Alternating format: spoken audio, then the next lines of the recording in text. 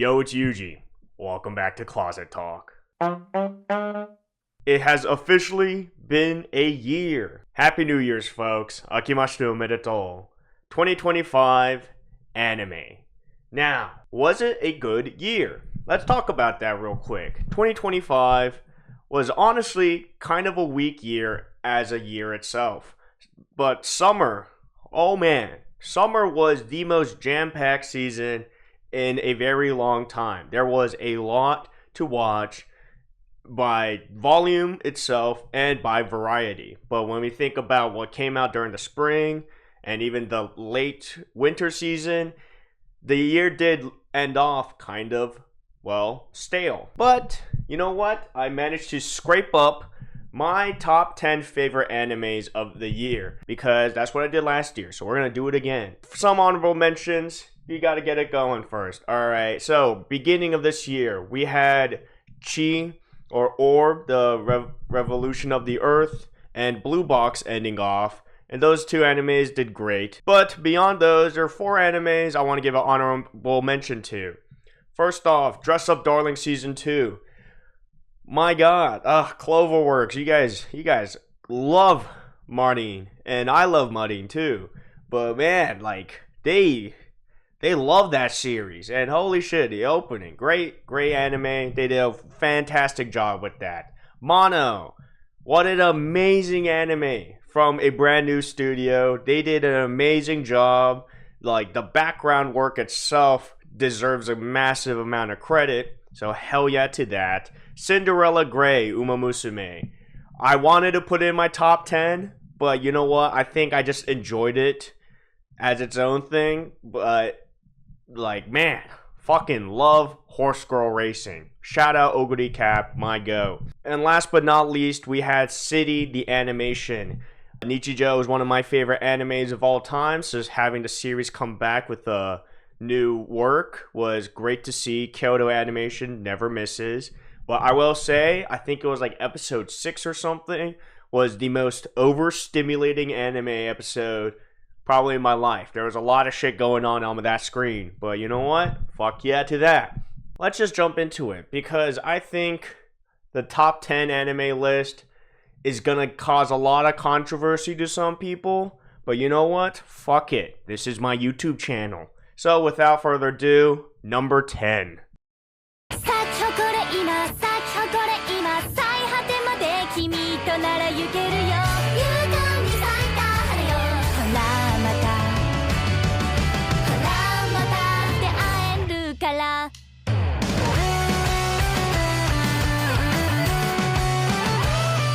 Number 10 on the list is Turkey. Yup, that is right. Why is this right there? So it barely made the cutoff for two reasons. One, it was an anime about bowling. That's all I could have asked for. You know what? We got a bowling anime. Was it the type of slice of life sports bowling anime I was hoping to get? No. Not even close. Again, we got time traveling bullshit. I can't believe that's a plot. That is a plot. A bowling ball sends them back in time, and they change the future in a sense by bowling. But you know what? Like, it's at least a thing. And two, it got me into bowling. I can't stress enough. The past couple of months, I have been bowling more times than I have my entire life. And even then, like this coming semester, I'm taking a bowling class because why not? I just have time on my hands now. So, like, the reason why Turkey managed to squeeze its way into my top 10 is for those two reasons. But even then, I thought it was a very entertaining show, which is crazy to say. Every episode just got me questioning my reality, like, why am I watching this? But it somehow always drew me back because of its absurdity. So, you know what? In the rightful place, number 10, Turkey.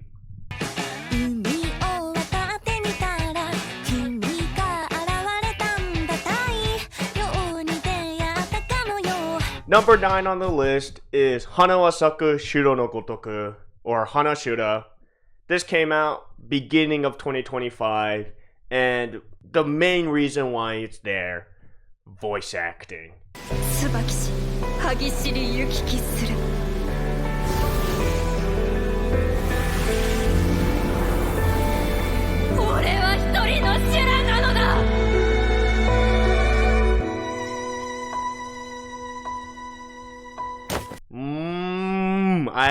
I stressed it a lot last year about that Seiyu Radio anime, but voice acting is so important. It is the driving fact of anime. Like one of like aside from animation itself, these shows won't be that good if the voice acting didn't live up to it as well, right? And Hanashura Fujidera Minori, this voice actress, oh my god, like one of my favorites by far. Her projection, the whole premise of this show is about recitals, like speaking. So voice acting is really important, right? And every single one of the voice actors working in the show did a phenomenal job. I thought everyone was great. They were very articulate, very expressed the concept of the broadcasting club very well. But the biggest problem was how the show ended off, right? Because everything was building up to the big NHK competition in Tokyo, but then that's where the season ended. And to this day, we don't know if there's been greenlit for season 2. Hopefully it is, but Studio Bind got their hands tied up with dealing with Mushoku Tensei, so we'll see what happens in a couple of years. But I pray Hanashura comes back, because I need to know more. And also, lesbians. So hell yeah, number 9, Hanashura.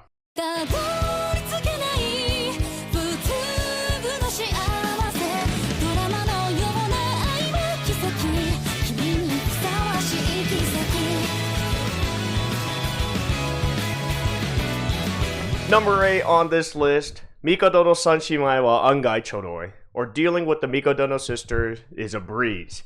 It has been quite some time where I watched a romance anime and was just always happy. Like, wow, every episode was great. Mikado no Sanshimai is a fantastic romance anime. Like, my goodness, the author knows what she's doing, because holy crap, like, they cook, like, it's very stereotypical, like, nothing about this show is absurdly unique, aside from, I think, the character design. I think, like, the main thing that I love about this, the gap. Alright, gap moe is a very real and very important thing. And this romance anime is all about the gap, because all 3 sisters, very prodigies at their own unique skill. We have the oldest, Kazuki, an actress, the second child, Nico, a martial artist, and then the third one, oh my god, I'm blanking. That just shows the third one is not who I care about. Miwa. Yeah, Miwa is a shogi master, and all 3 are professionals at their own skills, right? But seeing them all blushed up, all flustered with dealing with this fucking normie who is an actual Giga Chad. Oh my god, you is a Giga Chad. I love this main character. What a great protagonist. He knows his limitations, but that doesn't stop him. That does not stop him at all, because he will do whatever it takes to make these sisters thrive and become better at what they are. And oh my god, the manga was great as well. I'm still reading that weekly, and just peak. Not my favorite romance anime of the year, however, my favorite new one that I learned about this year, for sure. So Mikado no Sanshimai, highly recommend it.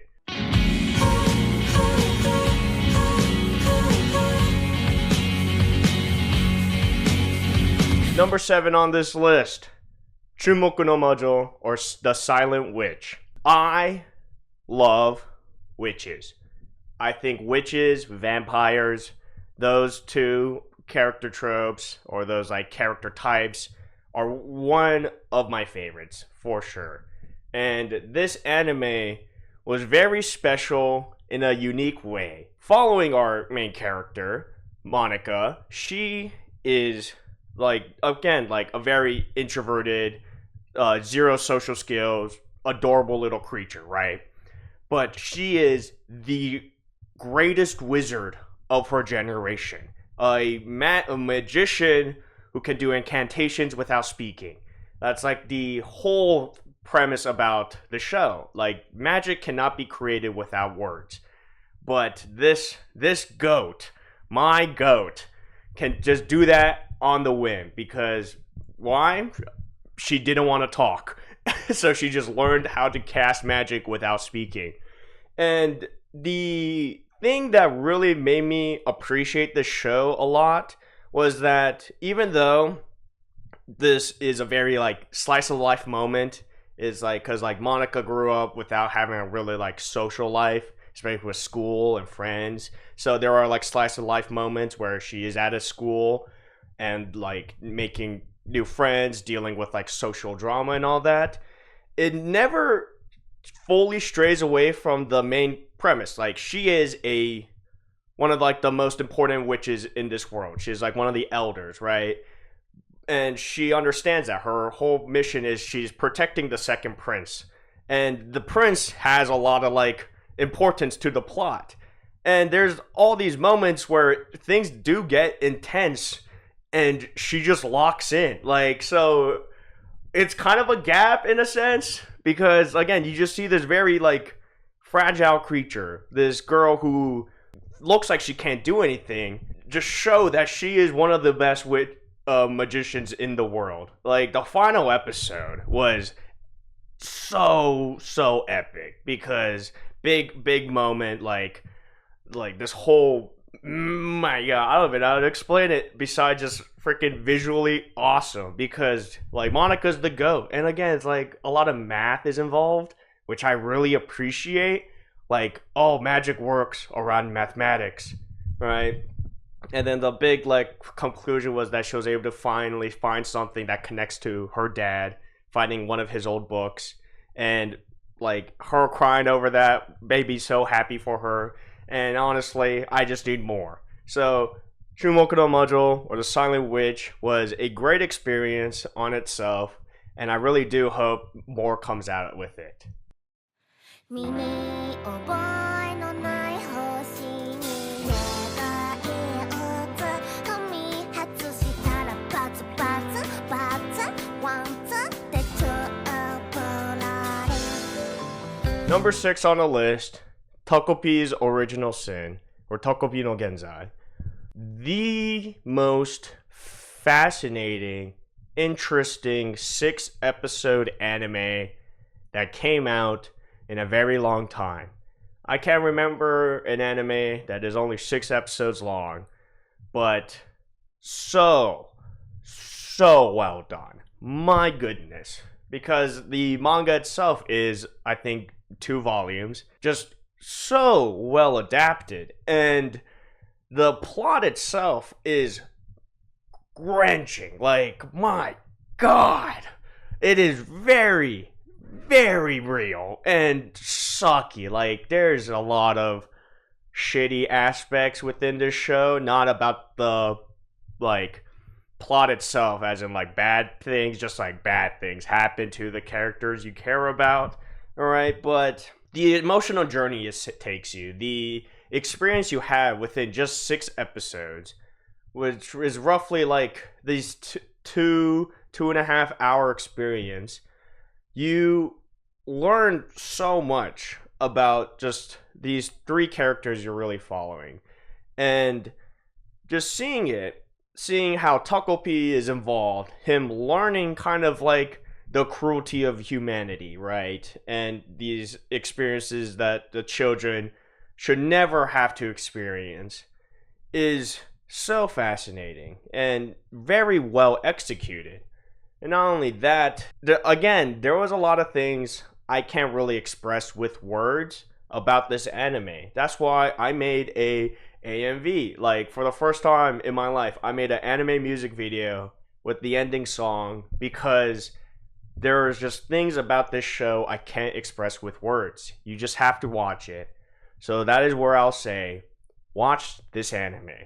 Highly recommend it.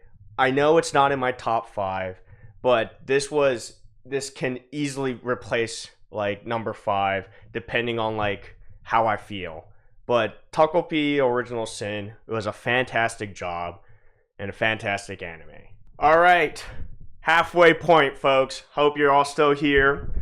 But let's just say the top 5 anime was where I felt really comfortable with. These next 5 animes I'm going to talk about really drive what 2025 kind of represented. So let's get into it with number 5.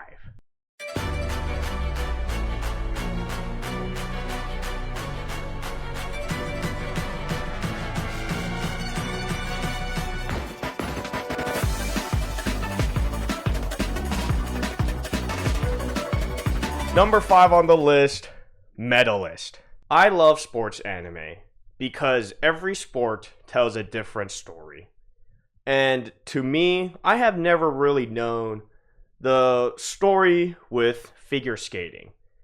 And seeing an anime about how figure skaters have to start at such a young age is so fascinating. One of the most well-written journey for a girl getting into figure skating. A young girl, about, I believe she is 10 years old, right? So like junior level. But Inori-chan, oh my god, this girl, protect her with your life. She is so precious.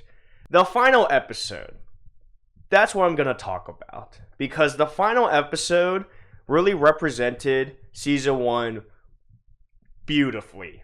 It's an exam, one of her level exams. And it really is a moment where she's just not even nervous. She's calm, she's focused, and she's ready to take on this challenge. And in the final dance, her final show, freestyle, it's really reflecting what you watched the 11 episodes prior.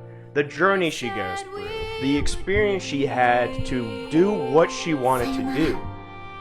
And it was beautiful, making me tear up, fucking so happy for her.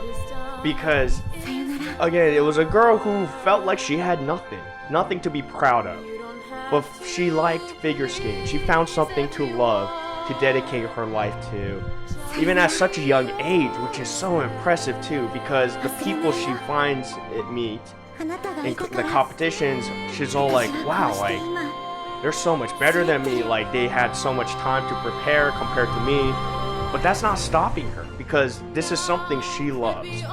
And oh my god, like, oh, it's so good. I'm just thinking about it.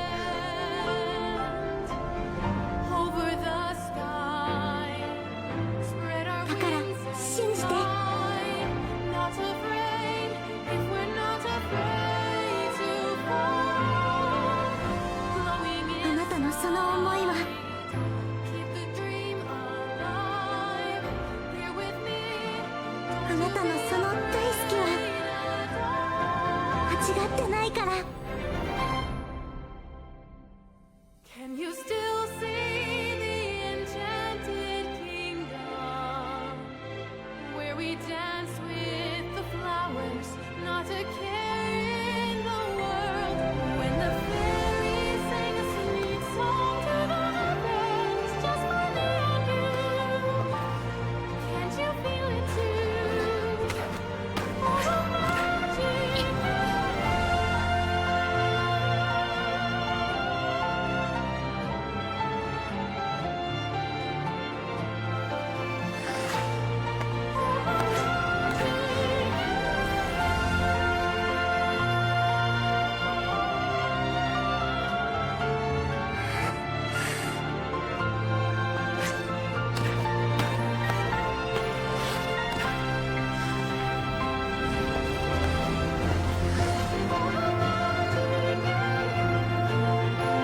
Medalist is amazing. Season 2 is coming, and oh my god, I am excited.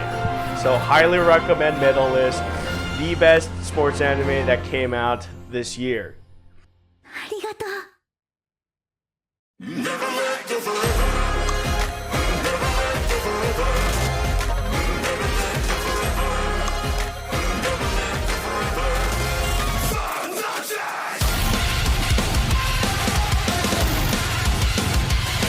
Yeah!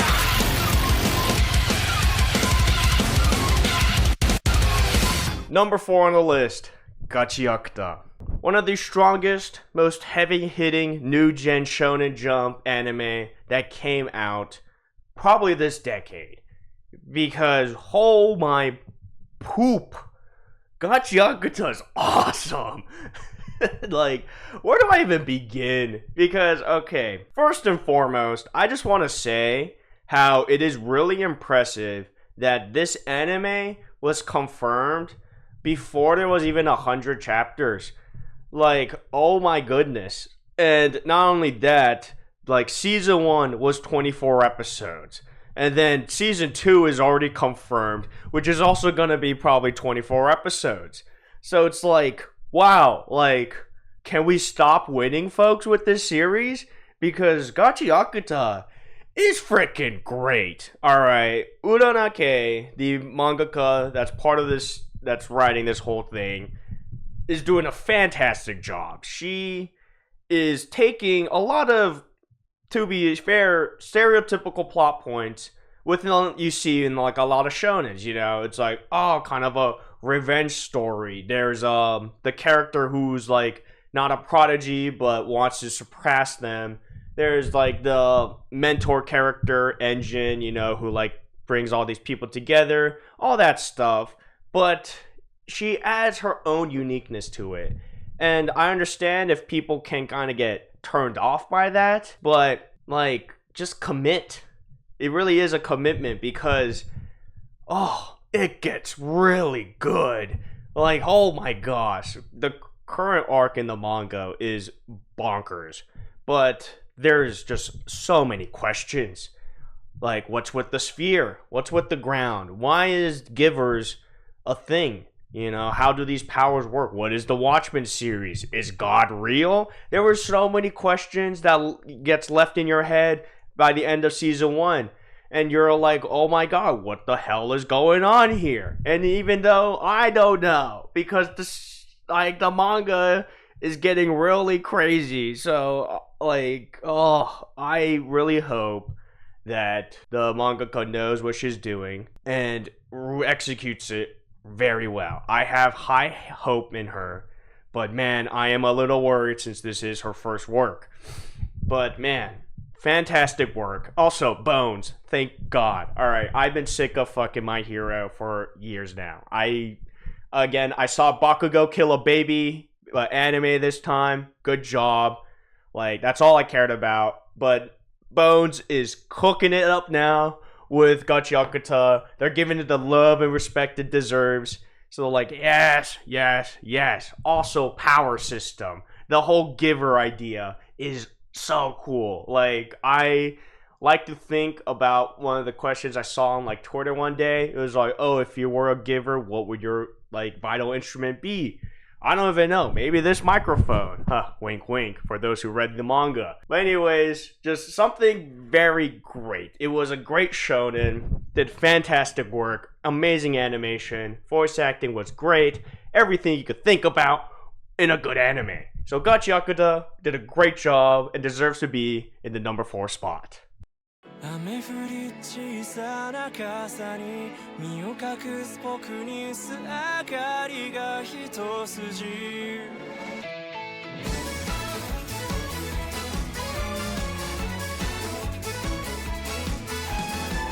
Going into the top 3 anime, starting off, number 3, Konohana wa Rintosaku. The best romance anime that came out in 2025. No argument. Try to argue, go for it. They did an amazing job with this anime. A fascinating story with a depiction of Romeo and Juliet. We have our main character Rintaro that goes to a very low level like Yankee high school, and we have our main heroine Kodako Waguri-san going to a very prestigious all-girls high school, Kikyo, and these two characters fall in love.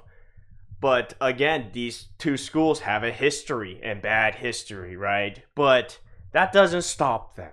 And that is So beautiful. My god. All right, like let's talk about some things real quick. All right, voice acting. They did a great job on casting.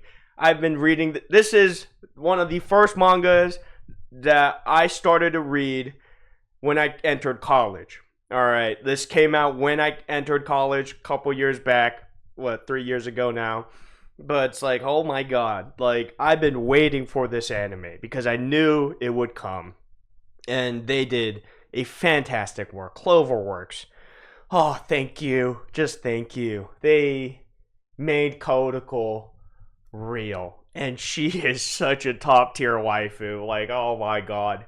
You don't even know yet. No one knows yet. But the confession scene on the beach side with the fireworks, well executed. The summer festival, well executed. All these little things that you knew were gonna finally be animated happened, and it was great.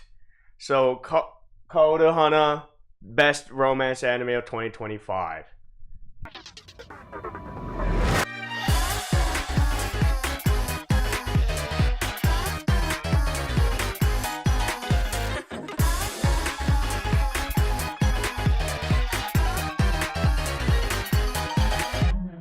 Number 2 on the list, the Chainsaw Man movie. I had a lot of concern putting this on the list, but you know what? This is my list. And I like some hype moments and aura. Because, oh my goodness, Mappa did an amazing job. And I think I can say with confidence that the Reze versus Denji fight was the most well-animated fight I have ever seen in my life. Period. What else can I say? Like, this was super well adapted. They really did represent Denji experiencing love. The music was great. Like, voice acting, great. I don't know what else to say besides this is a really good movie. They killed this. Like, Chainsaw Man is getting the love it deserves. And I'm so glad. And also, we got season 2 confirmed. The International Assassination arc coming. So, you know what? It's just gonna get even better. So, hell yeah. That is my number 2 favorite anime that came out this year. Chainsaw Man. Okay, so my camera died. 30 minutes has passed since where I left off. But anyways, we needed that. Because number 1 anime of 2025 may piss off some people, but I have a very solid reason. So, number 1 anime of 2025.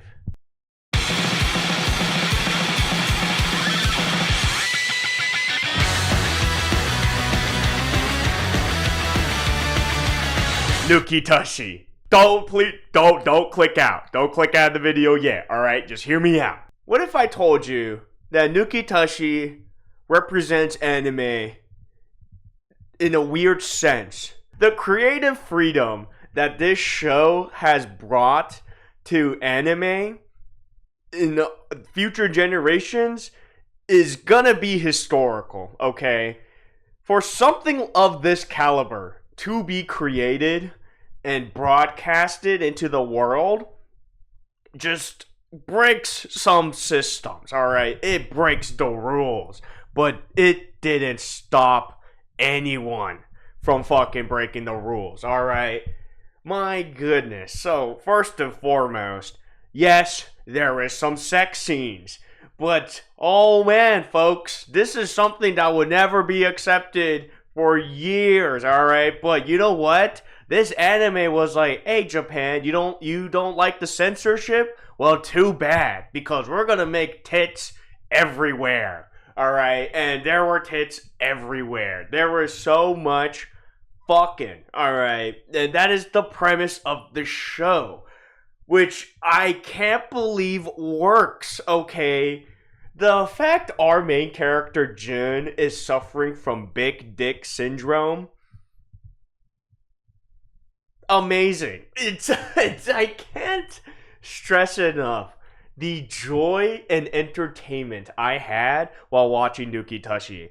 They even had the freaking audacity to have a school sport festival, and it was a whole scene where it's like, oh, we gotta make sure no one recognizes Jun's penis, because then they'll find out he's the leader of No Love, No Sex, right?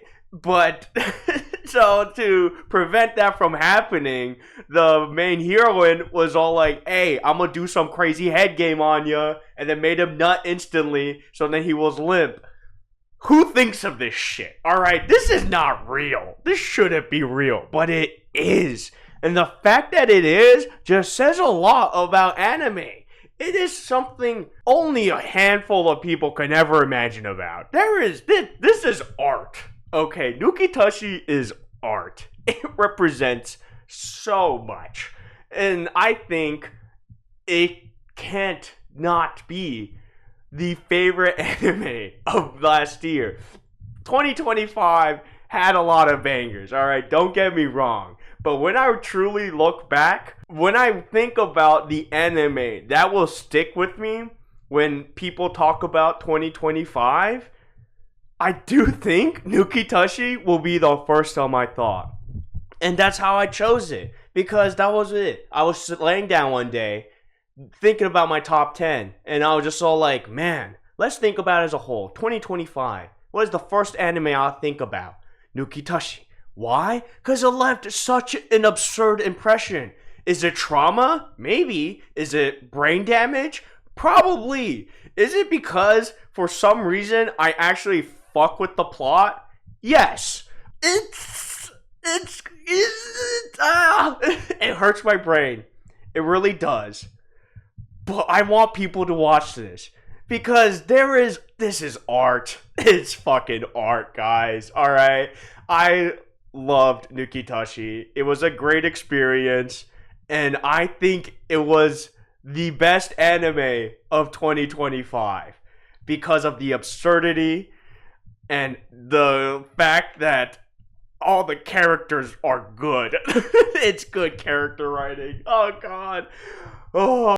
Okay, so my camera died, but we're done. I think I said enough. Best anime of the year, Nukitashi. Let me know in the comments what you guys think was your favorite anime. If you want to defer any of my statements, feel free. It's all about community. But that's the video. Thank you all so much for watching. 2026 looks like a very promising year. So let's start off the year strong. Thank you all so much for watching. It's been Yuji. I'll see you next time.